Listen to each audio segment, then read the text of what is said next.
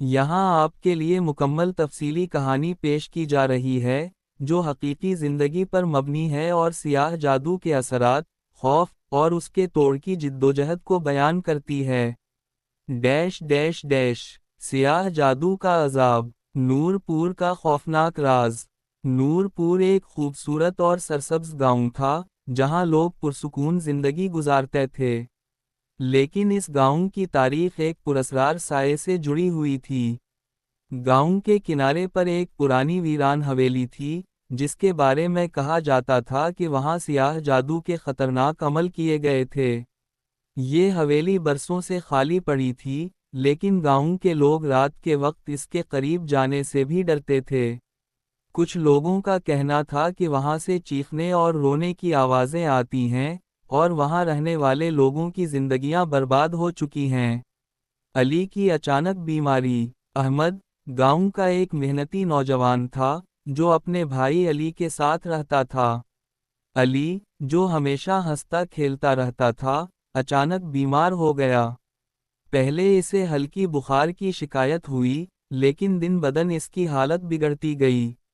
علی کی آنکھوں کے نیچے گہرے سیاہ حلقے پڑ گئے تھے اور وہ اکثر عجیب خواب دیکھتا تھا۔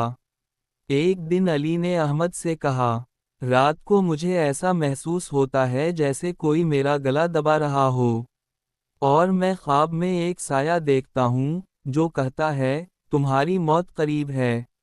احمد نے پہلے اسے عام بیماری سمجھا اور ڈاکٹروں کے پاس لے گیا، لیکن ڈاکٹروں نے کہا کہ علی جسمانی طور پر بالکل ٹھیک ہے۔ یہ بات احمد کے لیے مزید پریشان کن تھی۔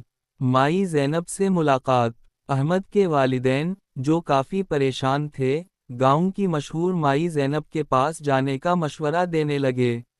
مائی زینب کے بارے میں کہا جاتا تھا کہ وہ سیاہ جادو کے اثرات کو ختم کرنے میں ماہر ہے۔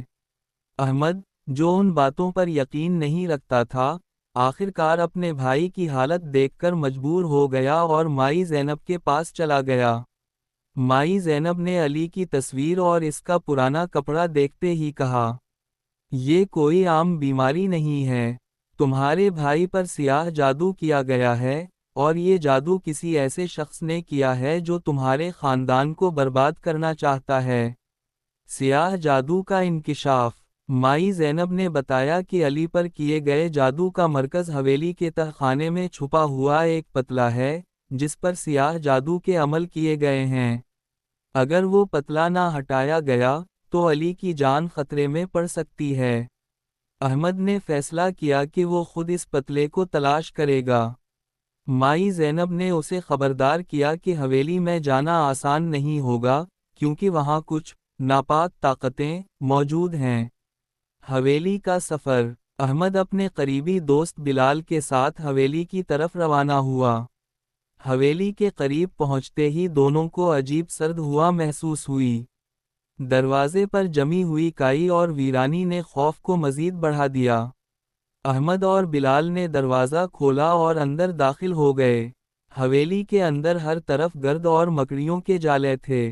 تہ خانے کا دروازہ زنگ آلود تھا، لیکن احمد نے ہمت کر کے اسے کھولا۔ تہ خانے میں پتلا۔ تہ خانے کے اندر ایک صندوق رکھا تھا۔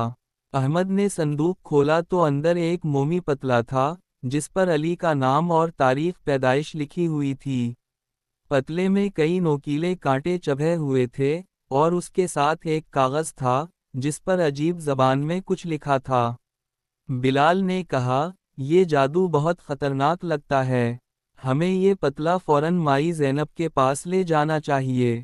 جادو کا توڑ۔ مائی زینب نے پتلے کو دیکھتے ہی کہا، یہ جادو کسی ماہر جادوگر نے کیا ہے، اسے توڑنے کے لیے ہمیں ایک خاص عمل کرنا ہوگا جو بہت مشکل اور خطرناک ہوگا۔ احمد نے کہا، میں ہر خطرہ مول لینے کے لیے تیار ہوں، بس میرے بھائی کی جان بچا لیں۔ مائی زینب نے احمد کو کہا کہ وہ 3 خاص اشیاء لائے۔ 1 علی کا پرانا کپڑا، 2 ایک سفید مرغ، 3 دریا سے حاصل کیا گیا پانی۔ جادوگر کا چہرہ۔ جب مائی زینب نے عمل شروع کیا تو ایک عجیب روشنی پھیلنے لگی۔ اس دوران ایک سایہ ظاہر ہوا جو غصے میں چیخ رہا تھا۔ سایہ رفتہ رفتہ ایک انسان کی شکل میں آیا، اور یہ احمد کے دور کے چچا بشیر کا چہرہ تھا۔ بشیر نے یہ جادو اس لیے کیا تھا کیونکہ وہ احمد کے والد کی زمین پر قبضہ کرنا چاہتا تھا۔ مائی زینب نے جادو کو ختم کر دیا، اور بشیر کو گاؤں کی پنچایت کے حوالے کر دیا گیا۔ علی کی حالت بہتر ہونے لگی، اور احمد نے اپنی زندگی کو ایک نئی شروعات دی۔ گاؤں والے اب حویلی کے قریب جانے سے نہیں ڈرتے تھے، کیونکہ سیاہ جادو کا اثر ختم ہو چکا تھا۔